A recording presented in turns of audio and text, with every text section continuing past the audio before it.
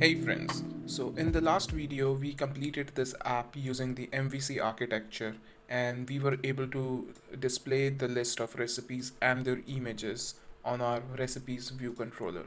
So in this video what we will start doing is we will start converting this sorry, uh, so we will start converting this MVC app into MVVM.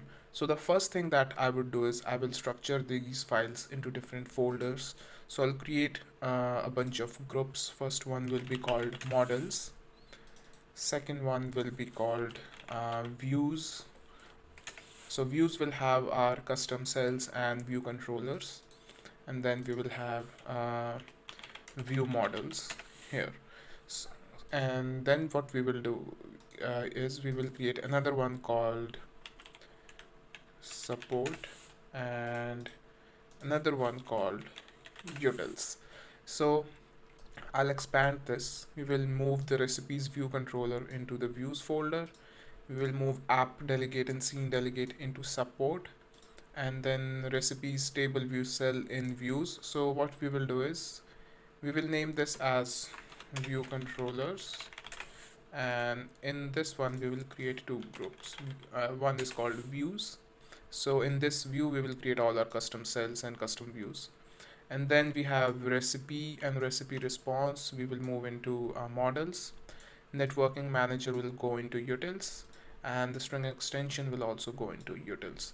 So now all of our folders have some files except the view model, because in this video we will start converting our application into MVVM.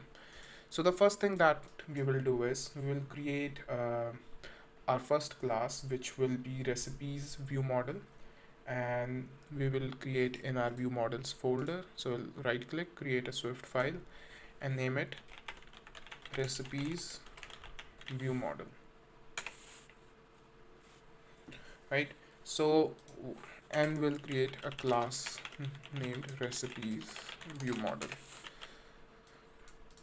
So the first thing that we will do is we will open our view controller, and what we want is we don't want our view controller to have the networking call. So we will move this method, we'll cut it and move it into recipes view model, and it will give us some errors. The first one is it is not able to find any property named recipes, and second, it is not able to find any reference to the table view. So we will remove the reference to table view because that will remain in our recipes view controller, but we will also copy or cut paste recipes. Right now you can see that the error here is gone. So the next thing we will see is that we are not able to find the get recipes method, so we will remove this from here as well. And below you will find the errors wherever we are referencing the recipes. So for that, what we will do is we'll create a private instance of our recipes view model, initialize it, and when we go at the bottom we can do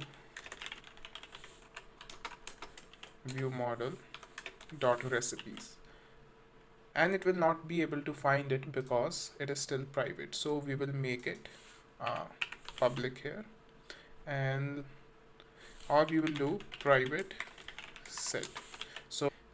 So we will make it private set, which will mean that we can set it within this this view model or this class, but access it outside as well.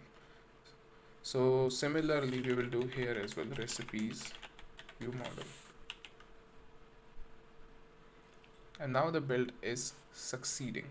But now what we have to do is we also have to call the get recipes method. So we can see that we are also not able to find that because it is private. We will make it we will remove the private modifier as well, or accessibility modifier, and we will call get recipes here. So let's now build the application and run it. So you see that the recipes are loading, but we are not seeing anything because view controller doesn't know when the recipes are loaded and when to refresh the table view. So for that, what we will do is we will use a standard delegate pattern that this table view uses.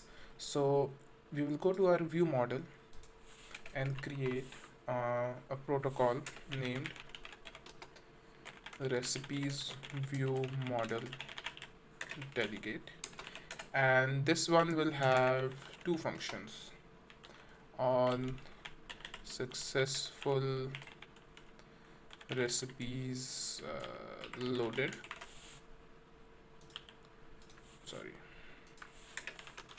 and on error, and this will be type of API error.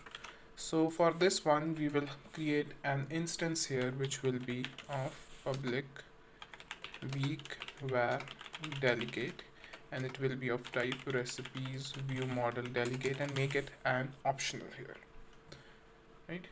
So it says that weak must not be applied to non-class bound delegates. So what we will do is we will do I think any class or any object, I think. Yeah. So if we make this protocol or our delegate conform to any object, then we can make it var. So the next thing that we have to do is we have to implement this delegate in our view controller. So we will create another extension here of our recipes view controller, which will implement the delegate. So when we try to build it, it will give us an error.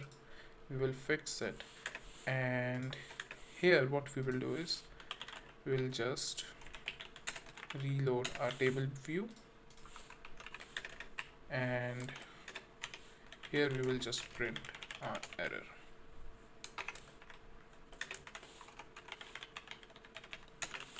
And then go back to recipes view model, and where we are setting the recipes, we will call the delegate,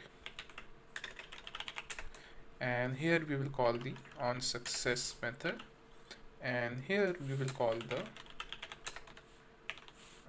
error method. So as we are doing this in the main queue, we will do this as well in the main queue.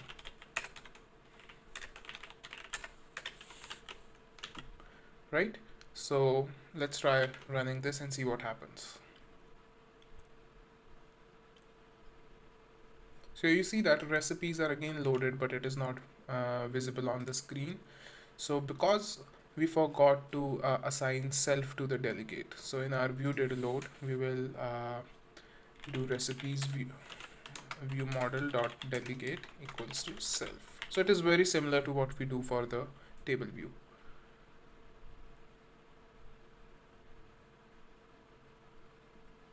So you can see that the recipes are being loaded now.